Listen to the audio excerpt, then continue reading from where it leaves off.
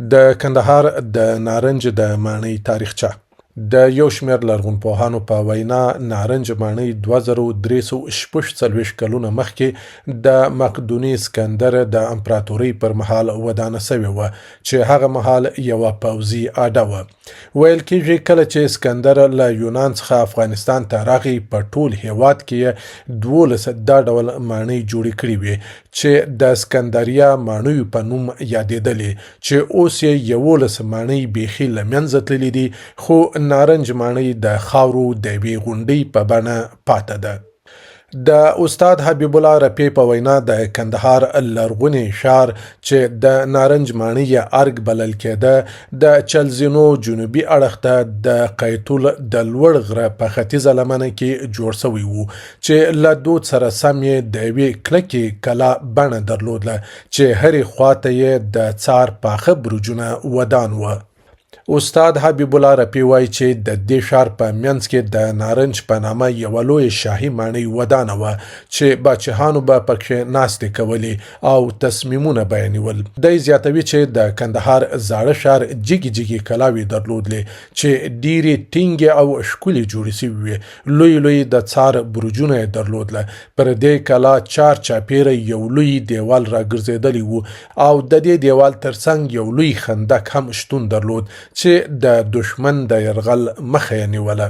همداراز پوهان محمد رسول باوري چې د افغانستان پیاوړی لرغونپوه او د اطلاعات او فرهنګ وزارت معین وو د نارنج ماڼۍ له کیندونو څخه د لیدنې پر مهال یې رسنیو ته د نارنج ماڼۍ د تاریخ په اړه داسې معلومات ورکړي وو. هغه شواهد چې د لرغونپوهانو په واک کې شته د هغو پر بنسټ لرغونپوهان یو حکم صادروي. په ځینو متونو کې راغلي دي چې د نارنج غونډۍ بنسټ به د یوناني واکمنۍ پر مهال سوی وي. د دې دپاره کم شواهد دي چې موږ دا لرغونپوهان دا ادعا کوي. د یونانیانو د ساختمانونو یوه تر ټولو مهمه ممیزه دا وه چې باید یوه او یا دوه خواو ته داسې مدافع موقعیت ولري چې د دشمن د تیرس څخه مسئول وي. دا نمونه ځایونه ښارونه او تاسیسات چې یونانیانو جوړ کړي دي دا په مختلفو ځایونو کې شته. د بیلګې په توګه په افغانستان کې 3 بیلګې مشهورې دي. یو بګرام دی چې د سیندونو په منځ کې مدافع ځایونه لري. بلې آی خانم دی چې د 2 سیندونو کوکچې او امو سیند په تقاطع کې جوړه سوې ده. یو دا نمونه ده چې موږ دلته وینو چې د قتول غر شاته پروت وي چې هیڅ ډول دشمن نشي کولی د هغې خوا څخه دا ټاټوبی تر تعرض لاندې ونیسي. او علایم یې بیا موږ وروسته وینو چې د دې غره پر ډېرو مهمو برخو باندې برجونه جوړ سوي دي او د یو دفاعي کلا شکل یې ځان ته غوره کړی دي. نو داسې برېښي چې دا به کم تر کمه 2300 کاله د مخه دا جوړه سوي وي. پوهان محمد رسول باوري ویلي و چې د تاریخ په اوږدو کې تاریخي سیمې او ماڼۍ د جګړو او یا هم د طبیعي پیښو له امله لږ او یا ډېرې له منځه ځي. خو د هغې سیمې او ماڼۍ د جنګي او ستراتیژیک ارزښت له امله یې د وخت چارواکي بیا جوړوي چې د نارنج ماڼۍ هم یو له همدې ډول ماڼیو څخه ده چې د تاریخ په اوږدو کې ډېر زیانونه وراوښتي خو بیا جوړه سوې ده.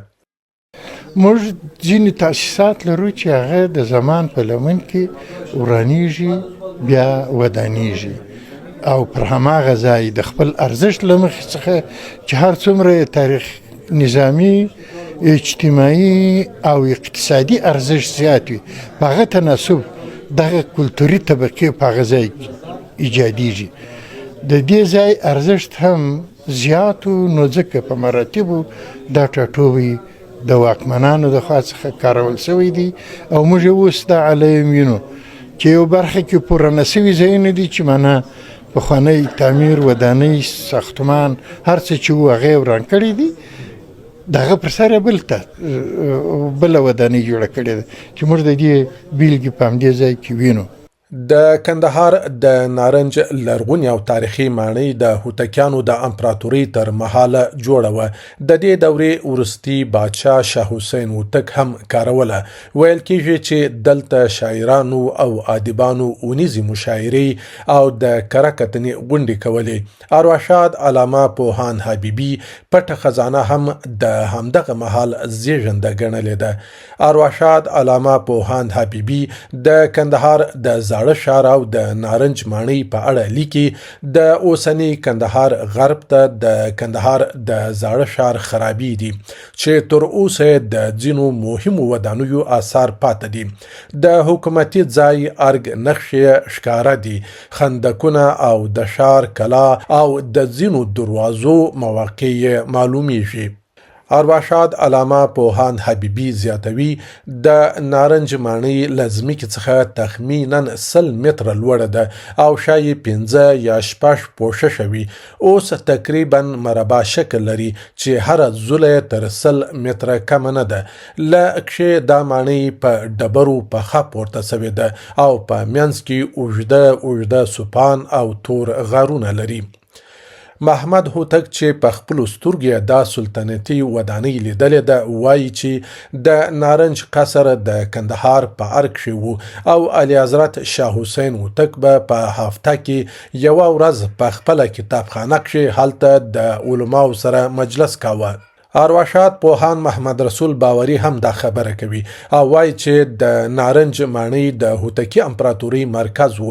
له همدې ځایه به فرمانونه ورکول کېدل او غونډې او مشاعرې به جوړېدلې. باوري زیاتوي چې د اطلاعاتو او فرهنګ وزارت د لرغونپوهنې ادارې مسلکي لرغونپوهانو په نارنج ماڼۍ کې د کیندونو پر مهال د غونډو هغه تالار کشف کړي چې د هوتکیانو د واکمنۍ پر مهال به شاعرانو او فرهنګیانو غونډې او مشاعرې پکښې جوړولې.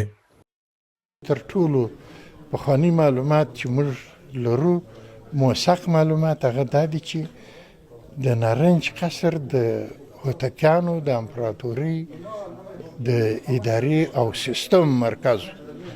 ټول امپراتوري د همدې ځای څخه اداره کېدله او د همدې ځای څخه فرمانونه صادرېدله.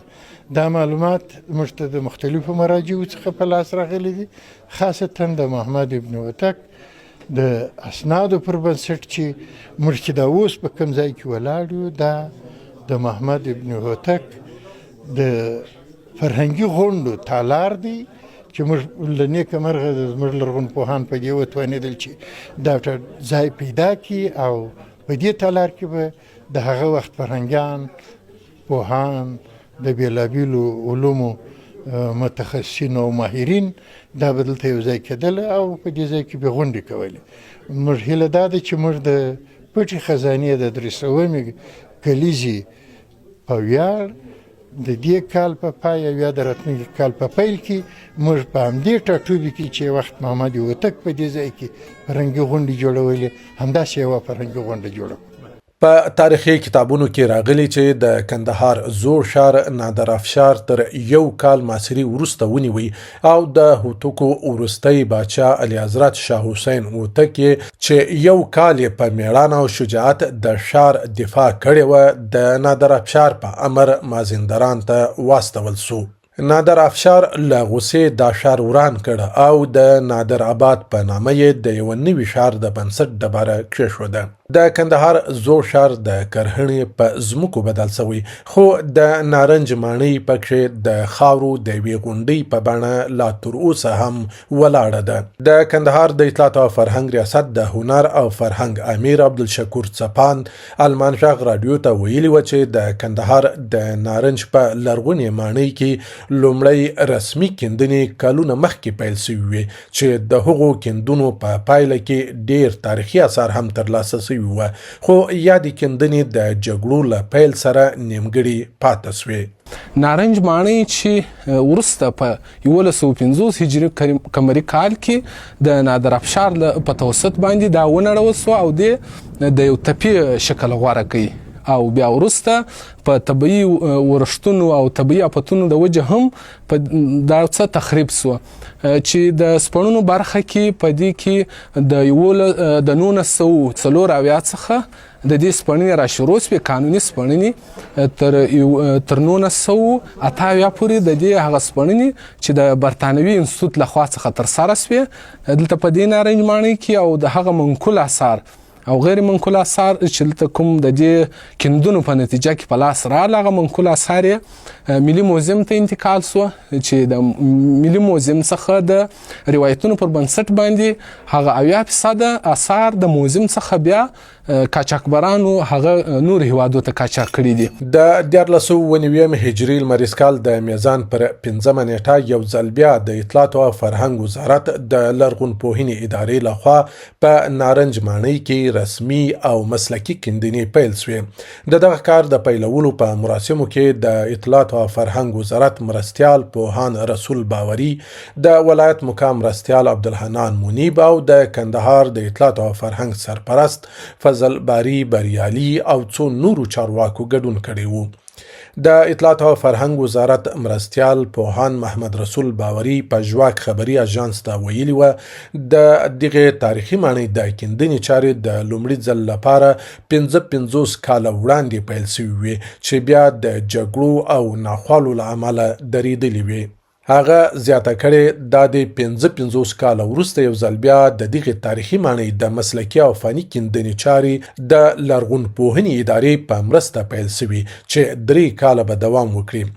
د کندهار په زاړه ښار یا د نارنج په تاریخي ماڼۍ کې 3 کاله د اطلاعات او فرهنګ وزارت لخوا مسلکي او فني کیندنې د لرغونپوهنې د ادارې په مرسته ترسره شوې چې په پایله کې د سلو په شاوخوا کې تاریخي آثار ترلاسه شوي دي چې په اړه ښاغلی څپاند وایي. منقول آثارو څخه موږ په نارنج ماڼۍ کې په دغه 3 کالو په جریان کې موږ تقریبا تر 100 پورې منقول آثار سپالي کوزه او ډبرین آثار چې سکې دي او ځینې د کاشیو چې هغه باندې تصویرونه هم رسم دي هغه موږ په لاس راوړي دي چې دغه غیر منقول آثار موږ د کندهار موزیم ته انتقال کړي او په کندهار په موزیم کې د 2 کلونو آثار ثبت او رجستر شوي او د تیر کال هم پاتې دي. تر ثبت او رجستر وروسته موږ د کندهار ملي موزیم کې نندارې لپاره ایښولي دي. د افغانستان د اطلاعات او کلتور وزارت په نارنج ماڼۍ کې د کیندونو په ترڅ کې د خاورینو لوښو او نورو اثارو ترڅنګ د شاعرانو او فرهنګیانو د غونډو تالار، یو ستر حمام او د اوبو سیستم هم کشف کړي دي. شاید څو نور کلونه وخت واخلي چې د نارنج ماڼۍ په بشپړه ډول سره وسپړل سي او آثار په فني ډول سره راویستل سي. خو د تیرو جګړو په کلونو کې د نارنج ماڼۍ ته درانه تاوانونه اوښتي دي. پر خپل سر کیندنې پکښې سوي دي او آثار یې قاچاق سوي دي. دیوالونه یې نړول سوي او خاوره یې هم په شاوخوا کې د کورونو د جوړولو لپاره وړل سوې ده.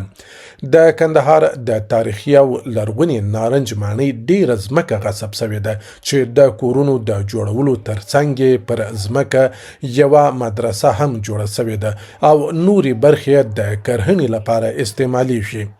د کندهار اوسیدونکي او لرغونپوهان وایي چې اړوند چارواکي باید د نارنج د تاریخي ماڼۍ ځمکې له غصب څخه خلاصې کړي او ترڅنګ د دغې ماڼۍ د بیا رغونې لپاره لاس په کار سي چې په بیا رغونې او ساتنې سره به له یوې خوا د افغانستان د تاریخ یوه ستره برخه ساتل سوې وي او له بلې خوا به په ګڼ شمېر سره د کورنیو او بهرنیو سیلانیانو د لیدنې پر مهال د هېواد اقتصاد ته هم ډیره زیاته ګټه رسېدلې وي.